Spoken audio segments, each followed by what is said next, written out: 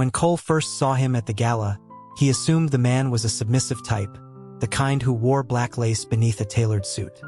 It was only after he'd successfully lured the man in that he realized his nearsightedness had mistaken a full back tattoo for delicate fabric. Cole Jensen and Adrian Vance met at a sprawling outdoor corporate event. The moment Cole saw him, his internal compass went wild. Adrian's jacket was a stylish mid-length, cut just above the thigh, and his shirt was partially tucked into his trousers, offering a subtle but distinct outline of his well-formed rear. Cole's prescription was minor, but distance blurred faces into impressions. Wearing his glasses wouldn't have detracted from his looks, but it would have neutered the power of his eyes, which he considered one of his best assets for charming people. In that instant, however, he deeply regretted the vanity that had left them on his nightstand. When Cole was interested in someone, he stared unabashedly. If caught, it was simply an excuse to make an introduction. Adrian, however, seemed utterly indifferent to the party's social dynamics. When not engaged in brief, necessary conversation, he was admiring the manicured gardens. Cole found his own gaze drifting back to him again and again, lending a spark of interest to an otherwise tedious affair. The next time he looked over, Adrian was bending down to retrieve something. The motion was brief, but Cole's usually half-lidded eyes widened in surprise. Unless he was mistaken, there was a dark, intricate pattern visible through the fine material of his dress shirt. He concluded that anyone who wore something like that under their formal wear was either a deviant or gay. He made a few assumptions about Adrian's sexual preferences and decided he likely had some specific tastes. An unexpected warmth bloomed across Cole's face, and he took a self-conscious sip of his champagne. His assistant informed him that an urgent matter at the main office required his immediate attention. Cole was barely listening. Still, it was business. He cleared his throat, his focus returning. He told his assistant to get the car ready while he said a quick goodbye to the host. On his way out, he passed by Adrian. Cole took a moment to study his face up close. He had handsome, severe features that seemed cold when he wasn't smiling. Their eyes met for a fleeting second. Cole offered a small, suggestive smile. He couldn't decipher Adrian's expression, but as he turned away, he realized his own gaze had likely been predatory. That would explain why Adrian hadn't returned the polite gesture. The emergency at the office was pressing. Otherwise, he would have found a way to strike up a conversation. He was certain, however, that they would meet again. He'd set his sights on a new man. The following evening, Cole was having drinks with his best friend, Leo. When Cole told him about his new interest, Leo was thoroughly unimpressed. He remarked how typical this was, asking if it hadn't been that long since the last one. Cole kicked him lightly under the table, telling him to watch his mouth. Cole's family was progressive, so he'd been chasing girls since middle school. His true orientation had solidified in high school, where a younger boy had been infatuated with him for 2 years. As he'd gotten older, however, his taste had matured, leaning more toward established, sophisticated men. He exhaled a cloud of vapor from his e-cigarette. He confessed it was love at first sight, and he intended to pursue him. Leo turned to look at him, trying to gauge his sincerity. He told him to go for it then, asking if this was really the only reason Cole had asked him out for drinks tonight. Cole nodded. Leo's expression was a mix of disbelief and amusement. He couldn't believe Cole had arranged a meeting just to talk about a man he'd only seen once. He wondered aloud what kind of man could have mesmerized him so thoroughly. Leo reached for his drink, but Cole was lost in thought, puffing on his vape without responding. Leo simply tapped his own glass against Cole's in a silent toast. Cole chose his words carefully, explaining slowly that this was a man who wore what appeared to be a black lace top under his dress shirt. Leo nearly choked on his whiskey. He coughed, thumping his chest, his voice rising in astonishment. He exclaimed Cole's name, his tone drawn out, and questioned if Cole had that kind of inclination. Cole, propping his chin on his hand, glanced at him sideways. He said he didn't, but for this man he would be willing to try. Leo was completely straight and couldn't quite grasp the mechanics of two men trying, so he changed the subject, asking if the man was part of the BDSM scene or just had a particular fashion sense. Cole just smiled. They had never even spoken. He had no idea. He playfully suggested Leo could ask him the next time they saw him. Leo ran a hand through his hair, looking embarrassed, and said he didn't think that would be appropriate. Cole laughed and told him to get lost. The next time he saw Adrian Vance was in a boardroom during a competitive project bid. Normally, a project manager would have been sufficient for such a meeting, but Cole had discovered in advance that Adrian would be attending, so he went himself. He had only managed to find out his name and the company he worked for. He knew nothing else. He preferred it that way. The process of discovery was more satisfying when you had to dig for the details yourself. Adrian was clearly a senior executive. He barely spoke during the presentation, only leaning over to whisper occasionally to the colleague beside him. At one point, their eyes met. Cole once again offered a polite, smiling nod. This time, however, Adrian seemed to interpret his gesture for what it was. He quickly averted his gaze, not even sparing him a second glance. The meeting finally concluded. As soon as Adrian stood to leave, Cole was on his feet, following him out.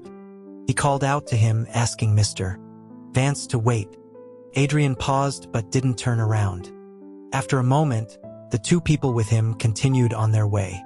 Adrian then started walking again, and Cole understood it as a signal to follow. They entered a quiet stairwell. Cole said with a smile that he just wanted to get to know him, suggesting there was no need for such a formal setting. Adrian finally turned around. It was then that Cole noticed a small mole just below his left eye. It added a touch of softness to his otherwise stern and meticulous appearance. His voice, when he spoke, was surprisingly pleasant. He stated that he didn't believe they had any prior connection and asked if this was about the project. Cole was more focused on the subtle, appealing scent of his cologne. Adrian paused, asking if he was even listening. Cole snapped back to the present, clearing his throat and covering his mouth. He apologized and asked him to repeat what he had said. Adrian's expression soured. Cole suddenly realized Adrian might think he was being deliberately disrespectful. But Adrian seemed to be a naturally composed man, unwilling to argue. He turned to leave. Cole impulsively reached out and grabbed his forearm. At this point, he decided to be direct about his intentions, telling him that he simply wanted to be friends. Adrian looked back, and with his right hand, he methodically pried Cole's fingers off his arm, one by one. His expression was unchanged. He told him it wasn't necessary. His back was all that was left, but the scent of his cologne lingered. Cole watched him go, an involuntary smile playing on his lips. He began engineering coincidental encounters with Adrian Vance, appearing at public functions where he knew Adrian would be. When Adrian saw him, Cole would approach and make small talk. He was fortunate that Adrian was a consummate professional who always maintained a pleasant facade in public, even if he felt no real warmth toward Cole. He may not have liked him, but Cole was certain he was leaving a memorable impression. They were both attracted to men. Adrian had to know what his intentions were, yet he neither encouraged nor rejected him outright. Cole took this as a sign that he still had a chance. He had a mutual acquaintance in their circle arrange a gathering and made sure Adrian was invited. The idea was to have a relaxing night of drinks, creating an opportunity for Cole to subtly advance their relationship. Adrian was the last to arrive, delayed by work. After greetings were exchanged, he hesitated when it came time to sit down.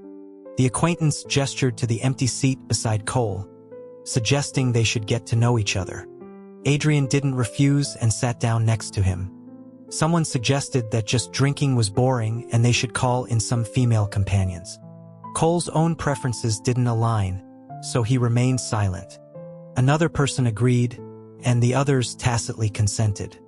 Cole noted, however, that Adrian didn't say a word throughout the exchange. When a young woman approached Adrian's side, he said something quietly to her. Her expression changed immediately, and she quickly retreated to join the larger group. This only solidified Cole's assessment of Adrian's sexuality, boosting his confidence. He subtly shifted closer, then clinked his glass against Adrian's. He commented that it seemed Mr. Vance wasn't fond of female company either. Adrian raised an eyebrow, asking if that was a particularly praiseworthy trait.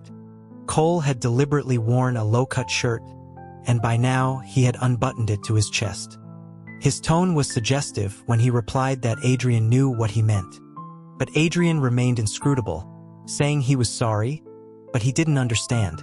Cole had always been confident in his looks.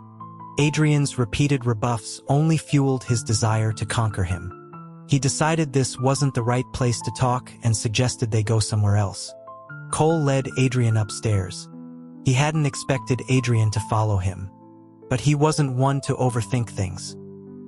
He was more than satisfied with how the evening had progressed. Adrian asked if Cole had brought him up here to get a room. Cole thought to himself that it was the obvious reason, but he wouldn't dare say it aloud. Besides, he wasn't a complete animal, ready to pounce on someone after a few exchanged words. He got a key card from the front desk and dangled it in front of Adrian. He remarked that Mr.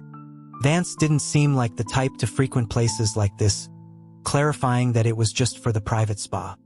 Earlier, while drinking, he had caught a glimpse of a dark garment through Adrian's collar. The thought of watching this outwardly prim man shed his civilized facade was an intoxicatingly vivid fantasy. Unexpectedly, Adrian did not refuse. Each spa pool was in a private suite with its own changing room. They went in one after the other, and Cole casually closed the door behind them. His heart was pounding, not just from being alone with the man he desired, but from the anticipation of what was to come. As they began to change, Cole feigned modesty, suggesting that perhaps Mr. Vance should go first. Adrian cut him off directly, stating that they were both men and it was just changing clothes. They could do it together. Before Cole could process how readily Adrian had agreed, he was already starting to undress. Adrian had his back to him, and Cole could see him unfastening his shirt, button by button. He swallowed unconsciously, his gaze fixed and undisguised. But in the next moment, as Adrian's fingertips pulled the collar open, revealing his back, Cole froze completely. Just as he could not have predicted Adrian would agree to join him in the spa, he was even less prepared for what he saw. It wasn't a man with a penchant for black lace. It was a man whose entire back was covered in an elaborate tattoo, a detail his poor eyesight had completely misinterpreted from a distance. His arousal vanished instantly, replaced by a cold dread. He had no idea what kind of person he'd been provoking. Adrian wasn't naive at all. He was a wolf who had knowingly let another wolf into his den. He had let Cole see it on purpose. His mind raced. Was he about to be silenced for good? A single word echoed in his head. Run. Adrian spoke his full name, Cole Jensen, just as he took a tentative step. The sound of his voice rooted him to the spot. Cole tried to keep his tone calm as he answered. In Cole's fixed gaze, Adrian slowly turned around. A faint, unreadable smile touched his lips. He asked if he liked it. Cole's bravado was a reflex. When he realized Adrian held no obvious malice, he relaxed slightly and nodded honestly. It was beautiful. It was only in the next moment that he understood the implication of Adrian using his full name. Adrian told him that he had understood his intentions back at the bidding conference. With his shirt off, the veneer of the sophisticated businessman was gone, replaced by something more rebellious. He said if Cole was just looking to play, he would play along. 10 minutes earlier, Cole would have been thrilled to hear those words. Now he parsed them carefully. He asked him how he wanted to play. Adrian replied that he had never been with a man, but if Cole could make him fall in love. A fire ignited in Cole's chest, his throat suddenly dry. Seeing that Adrian wasn't going to continue, Cole raised an eyebrow, prompting him. Adrian took a few steps closer. When he smiled, he looked like a complete stranger. He told him he was just kidding, he wasn't gay. And even if he was, he wouldn't be interested in someone like him. Cole was a man who rose to a challenge, who was spurred on by resistance. If Adrian had simply said he wasn't interested, Cole wouldn't have been particularly hurt. But to be mocked, to be made into a source of amusement, that was entirely different. A vein throbbed in his temple. He wanted to lunge forward and grab him by the collar, but Adrian was shirtless. So he just stood his ground, narrowed his eyes, and let his gaze drift provocatively down to Adrian's lower body before looking up with an ambiguous smile. He knew he'd hit his mark when he saw Adrian's brow furrow in annoyance. Good. Then he would make a point of annoying him. 2 days later, on a whim, Cole had 99 red roses delivered to the front desk of Adrian's company. He had bribed the receptionist beforehand. According to her, Adrian showed no reaction. The roses were neither claimed nor disposed of. Undeterred, Cole sent an even larger bouquet the next day, followed by a week of various small, curated gifts. Adrian didn't even glance at them. He was surprised by Adrian's composure. This cold shoulder treatment left him with no clear path forward. But the game of annoying him had only just begun. A call from Leo came while Cole was agonizing over what to send next to get Adrian's attention. Leo asked if he was free to grab a drink that night. Cole answered distractedly that he was busy and had no interest in chatting with him. Leo grew indignant, accusing him of forgetting his friends now that he had a new target. Cole held the phone away from his ear, barely catching what he said. But when he heard the last sentence, he snapped the phone back to his ear, demanding to know what he'd just said about Adrian Vance. Leo snorted, disgusted by his friend's blatant obsession, but he knew Cole was serious this time. He repeated what he'd said. Someone saw him at a gay bar. Last night. Damn it. After hanging up, Cole let out a long breath. Adrian Vance, pretending to be straight. That same evening, Cole went to the bar Adrian had visited. It was new, and he hadn't been there before. He could tell from the outside that the decor was luxurious. This wasn't a place for just anyone. Leo, who had come with him, hesitated, asking if Cole wanted him to go inside with him. Cole shot back a question, asking what else he would do. Leo quickly waved his hands, insisting he wasn't gay. Before he could refuse, Cole slung an arm around his shoulders and pulled him toward the entrance, telling him no one said he was and that one trip to a gay bar wouldn't convert him. Leo was powerless against his grip and was half dragged, half pushed inside. It was impressive. Though Cole was gay, he rarely frequented gay bars. His first experience had involved a heavily made-up, muscular man groping him, leaving him with a lasting aversion. This place, however, was different from what he'd imagined. The ground floor had booths, the second floor had private rooms. There was no chaotic dance floor, just elegant, ambient music. It wasn't crowded, but a quick scan of the room revealed several attractive prospects. Attractive, yes, but none held the same pull as Adrian Vance. Searching the private rooms was impossible, so they did a few laps of the ground floor. As expected, Adrian was nowhere to be found. They decided to get a room upstairs for a drink. Suddenly, Leo was jabbing him in the ribs, telling him to look over there. Cole was already irritated at not finding his target, and Leo's repeated poking made him want to throw him out. He was about to tell him off when he saw him. Adrian was at the bar, adjusting the cuffs of a satin shirt that seemed entirely at odds with his usual austere style. It was smooth, eye-catching. Cole's mouth hung open. He knew he must have looked like an idiot. His brow furrowed, however, when he saw the man beside Adrian. The man had his hair half-tied back and an elbow resting casually on Adrian's shoulder. They were leaning in close as if sharing a secret. A surge of anger shot through Cole. Ignoring Leo, he strode to the bar. He asked if they had any signature cocktails. The man with the half-tied hair immediately turned to him with a welcoming smile. He had a gentle, handsome face. He apologized, explaining that the bartender had just arrived and it would be a moment. Bartender? Adrian? Cole took a seat in front of them. Adrian saw him then. He seemed to pause for a second, then looked down as if in understanding and went back to what he was doing. Cole felt, however, a flicker of a reaction from Adrian when Leo sat down beside him. Never one to beat around the bush, Cole asked directly what their relationship was. The man with the hair instantly understood. He laughed openly, clarifying that they were friends. His vibe was clear, an effortlessly cool, bohemian artist type. Cole could recognize his own kind. Adrian still showed no reaction. Since he was pretending not to know him, Cole decided to play along. He rested his hands on the bar, looking at Adrian but directing his words to the other man. He commented that their bartender was quite handsome. The man blinked, his eyes darting between them.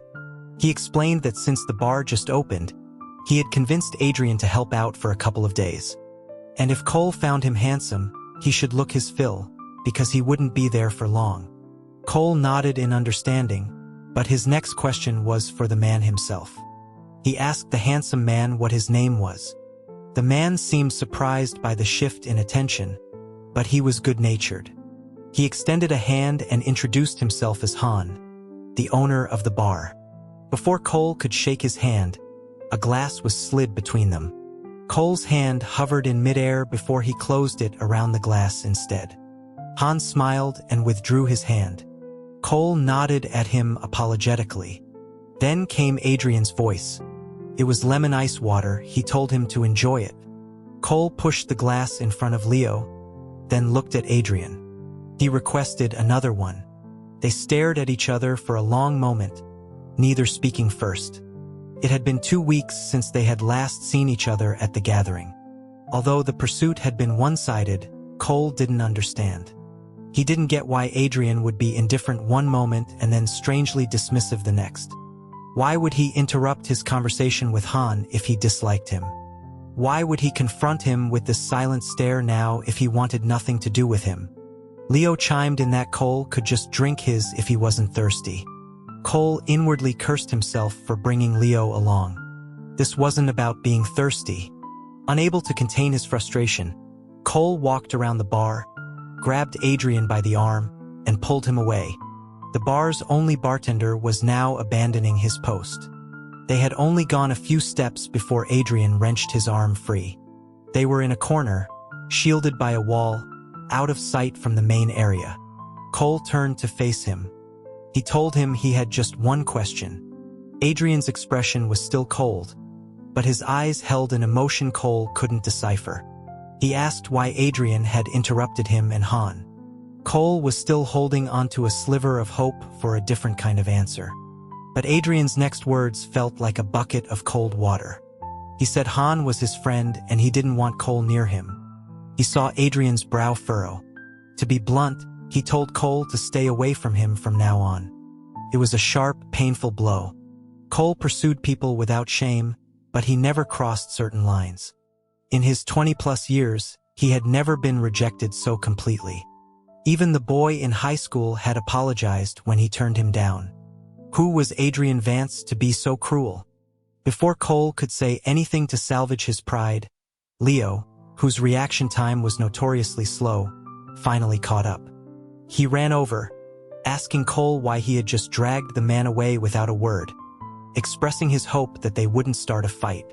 With someone else present, Cole couldn't say more. He gave Leo a look and turned to leave. Leo understood, catching up and slinging an arm over his shoulder as he always did. He asked Cole what had happened, noting his pale face. Cole just shook his head, not saying a word. In that moment, he didn't see Adrian watching the two of them leave, his gaze lingering long after they were gone. Cole was shocked by how deep an impression Adrian Vance had left on him. For the next month, he threw himself into work and spent his free time drinking with friends, keeping himself constantly busy. But last night, he had dreamt of him again. The kind of dream that required a cold shower. He cursed himself for his weakness while trying to pinpoint exactly what it was about Adrian that was so captivating. He came to a conclusion. It was because Adrian had rejected him so directly. It wouldn't be an exaggeration to call him promiscuous. He lived by the principle of mutual adult benefit, never feeling the need to be responsible for anyone. So, when he encountered a situation where his investment of time and emotion yielded no return, it naturally became a unique and compelling challenge. Thinking of it that way was better. Eventually, the feeling would fade. He never expected that, without any deliberate orchestration, their paths would cross again. That night, everyone had had too much to drink and called for their own drivers. When Cole got to his car, he was so dizzy he fumbled in his pockets for his phone for what felt like an eternity. The streets were nearly deserted at this hour, except for a couple arguing nearby. He initially paid them no mind, but in his peripheral vision, he saw the man clinging to the woman's legs, begging her to give him another chance. Cole watched them for a moment, then staggered over. He told the man he would give him a chance. He could come hug his legs instead. The man hadn't seemed to notice anyone else on the street. Embarrassed, he immediately let go of the woman and shot to his feet. He stuck his neck out, defensively yelling that he was just talking to his girlfriend and it was none of Cole's business. Cole laughed, mercilessly pointing out the difference between talking and begging. He told him to either leave or be made to leave. The man was easily provoked. Before Cole could finish, a fist was flying toward him. He had been in a foul mood lately, and since this guy was offering himself up, he was happy to oblige. But the alcohol made his balance unsteady. The fight ended with him on the ground. He knew he must have looked pathetic, but the release of pent-up emotion through his fists felt incredible. Toward the end, he wasn't even sure what he was doing anymore. His head was spinning, and since he was already halfway on the pavement, a wave of drowsiness washed over him. As his consciousness began to fade, he had the strange sensation of being lifted up like a rag doll. Then, a familiar masculine scent filled his nostrils, a scent that lingered for a long time. He woke up on a hospital bed. The moment he opened his eyes, a sharp pain shot through his head. He reached up and felt a bandage wrapped around his forehead. He sat up abruptly, a move that pulled at other injuries, making him hiss in pain. A calm voice told him not to sit up, to lie down. A pair of strong hands pressed on his shoulders, gently pushing him back. He turned his head then. It was Adrian Vance. Seeing that face, Cole was utterly bewildered. Why was it him? How could it be him?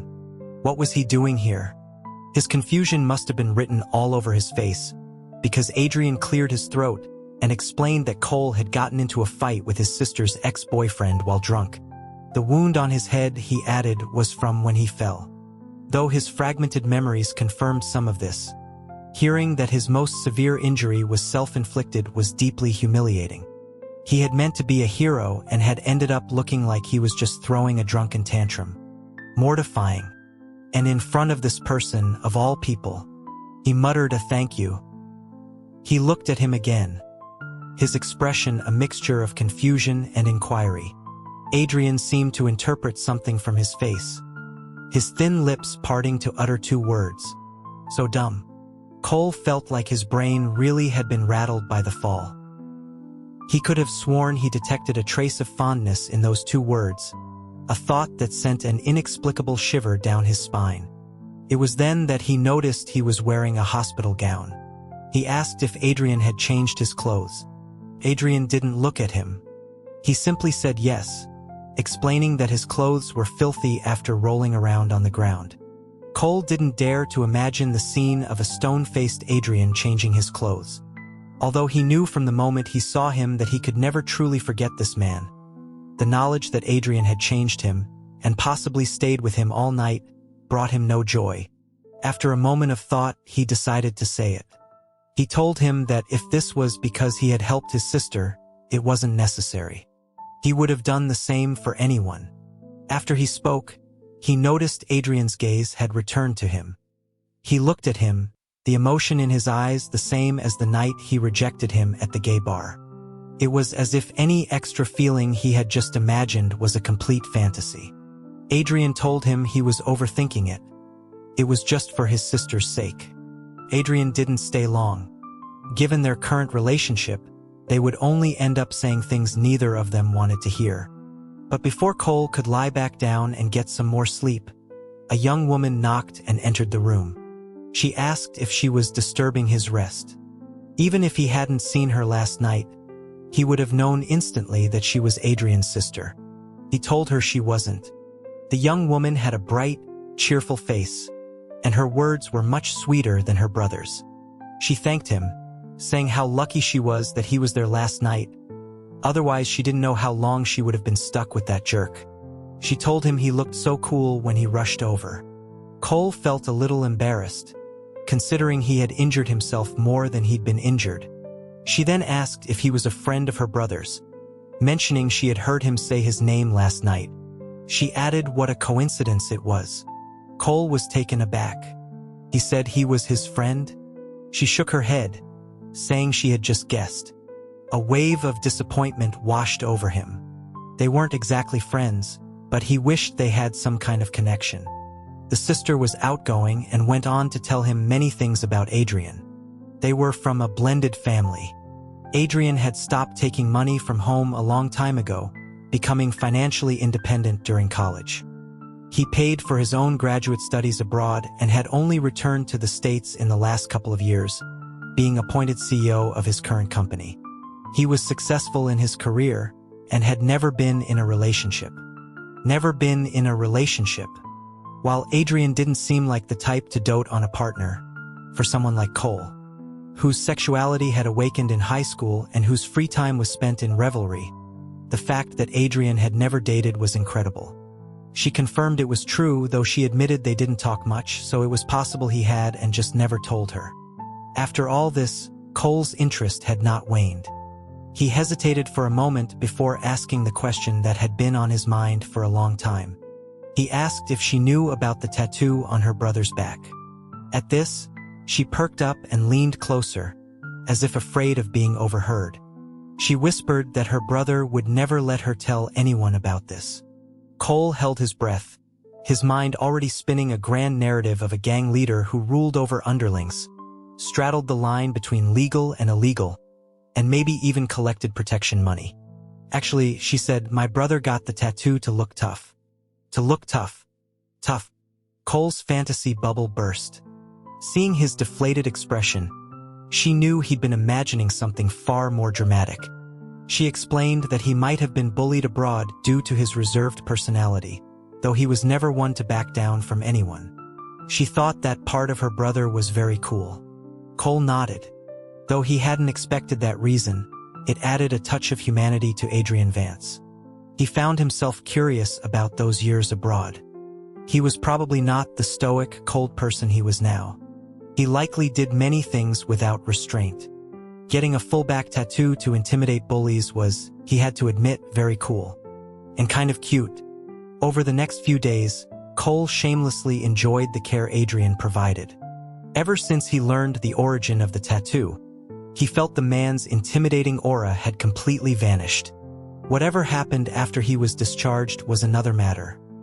His greatest strength was his ability to enjoy the present moment. He called out to Adrian, saying he wanted to take a shower. Adrian, who had just finished clearing away the takeout containers from the small table, paused. His voice was steady when he replied that the wound couldn't get wet yet. Cole told him he could help him with a sponge bath then. Seeing no further response, he flopped onto the bed and closed his eyes, feigning helplessness. He declared that Adrian could either knock him out and clean him up or get him a fresh change of clothes. Otherwise, he would just run around naked. Adrian remained silent. But in the next moment, Cole felt something unexpected. He was unbuttoning his gown. Cole protested that he was just joking. The hospital gown only had a few buttons, and Adrian's hands moved quickly, nearly finishing the task. But despite his words, Cole did nothing to stop him. Adrian's hands paused. A mischievous impulse took over Cole, and he grabbed Adrian's hand, pulling it against his chest. He asked what cologne he used. It was the same one he wore every time they met, a scent that made him feel a little intoxicated whenever he smelled it. It was Adrian's signature, almost as if it were designed specifically to ensnare him. When Adrian didn't answer or move, Cole looked up at him in mock annoyance. The tips of Adrian's ears were red, his gaze dark and intense. As a veteran of the dating scene, Cole instantly knew what that meant. But before he could react, Adrian shot up from the bed. As he pulled the door open to leave, Cole called out to his retreating back with a grin, asking Mr. Vance if, on the night he changed his clothes, he also. The last few words were swallowed by the sound of the closing door. For the next few days, it was Adrian's sister who brought him his meals. Adrian did not appear again. A couple of days before he was due to be discharged, Leo showed up, carrying a huge fruit basket and looking furious. He demanded to know why Cole hadn't told him he was in the hospital, questioning if they were still best friends. The hospital was usually so quiet. Leo's 2 sentences made his head ache. He told him it was because it was embarrassing, and anyway, he was fine now. Leo sat on the edge of his bed. He asked who had been taking care of him these past 2 days. Cole, with his hands behind his head, lay back comfortably on the propped-up pillows. Adrian Vance. Leo was more excited than he was. He asked if he'd succeeded. Cole, feeling a little unsure, gave a vague answer, saying it wasn't exactly success, but he felt like there was a chance. A chance for what? Cole hadn't expected Adrian to show up. He froze mid-sentence when he saw him push the door open. Judging by Adrian's expression, he had likely overheard their conversation. But he didn't give Cole a chance to explain, immediately changing the subject. He stated that the doctor said he could be discharged in the next couple of days, but if he was really getting restless, he could leave today. Before this, Cole could never have imagined Adrian using a phrase like getting restless. Perhaps he had expressed his desire for the outside world too strongly. He wondered how Adrian knew, since he had only complained about wanting to leave to his sister. Adrian didn't answer. Leo nudged him in the side under the covers. Caught off guard, Cole nearly jumped. He hissed at him through clenched teeth, asking what was wrong. Leo covered his mouth and whispered that he thought Adrian was into him. But even his whisper was loud, practically shouting it at Adrian with a megaphone. And Adrian, who had always been so firm in his rejections, was now completely silent, as if his silence was a form of acquiescence. For once, Leo's perception was sharp. He instantly realized the situation. He practically slid off the bed and toward the door, all the while giving Cole meaningful looks. He said that he had seen him and delivered the fruit basket, so there was nothing else for him to do and he would be leaving. Before Cole could say anything, he had vanished down the hall. The room was silent, leaving just the 2 of them. Cole checked the time on his phone, remembering the messages he had received last night. His certainty about the shift in Adrian's attitude was largely due to these messages. They were from the receptionist at his company. She reported that Mr. Vance had never touched the pile of gifts at the front desk, and she hadn't dared to throw them away. But a couple of days ago, he suddenly had his assistant collect them all. She had been on leave for those 2 days and only found out today, so she told him immediately. When Adrian sat down on the edge of his bed, Cole still felt a little nervous. In the past, he had always sat in a chair, never this close. The last time they were this close was when Cole had mischievously asked him for help changing. Adrian looked at him and began to speak in his usual calm, self-possessed tone. He explained that he had previously misunderstood him. He admitted that he had everyone who approached him investigated. The young master of the Jensen Corporation, a ruthless force in business, but with a messy private life. As he said this, he reached out and gently took Cole's chin in his hand. Cole was pulled into his emotionless gaze, and it struck him then that Adrian approached relationships with a strange, unnerving rationality. He said that Cole was promiscuous and a player, that he had been with many people but always stopped short of going all the way. He asked why. Cole knew what he was asking. It was a polite way of asking why, for all his exploits, he was still a virgin. He wasn't offended by the investigation or the suspicion about his motives. But approaching romance with such a clinical attitude was, to him, incredibly dull.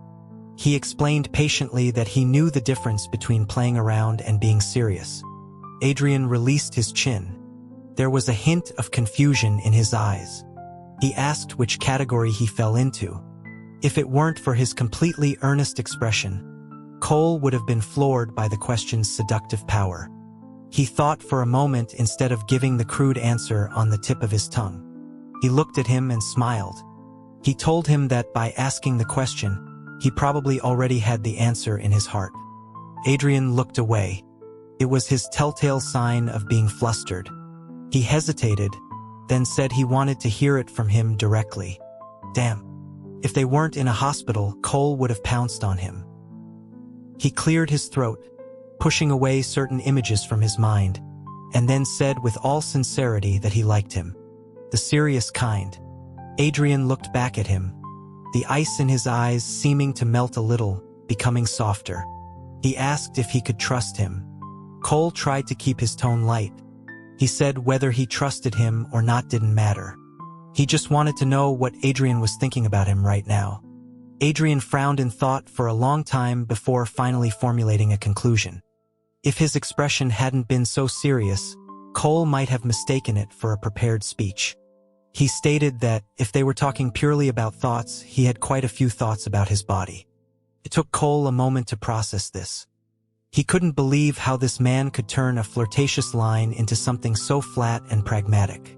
But right now, the priority was helping him recognize his own orientation. Cole remarked that it was quite impressive for a straight man to so quickly accept having thoughts about another man's body. Adrian looked confused. He asked what he meant. Cole spelled it out for him in the simplest terms. It meant he was gay to begin with. The fact that Adrian's sister had said her brother never dated hadn't fully sunk in before, but now he was experiencing it firsthand. It was a novel situation, having to coach someone on their sexuality before they could even start a relationship. He wondered if he had actually turned him. Impossible. He couldn't have that much charm, could he? As these thoughts raced through his mind, he noticed the person in front of him was breathing a little erratically. Before he could react, there was a cool pressure on his lips. The faint, elusive scent of cologne seemed to have found its release, and he felt himself instantly enveloped in Adrian's essence. He should have realized it sooner. What straight man wore cologne so religiously? It wasn't an absolute rule, but the particular scent was definitely one favored by gay men. Before he could respond, the sensation was gone. He stared at Adrian and licked his own lips. Adrian looked stunned, swallowing unconsciously. Cole's voice was a little hoarse when he spoke. He asked what he had concluded. Adrian seemed to genuinely ponder it for a moment, then uttered a single word. Like. And in that moment, Cole completely failed to realize that every move, from the chin grab to the coaxed confession, to having the lead stolen from him in a kiss, was a clear sign of his future position in their dynamic. He was going to be the one on the bottom,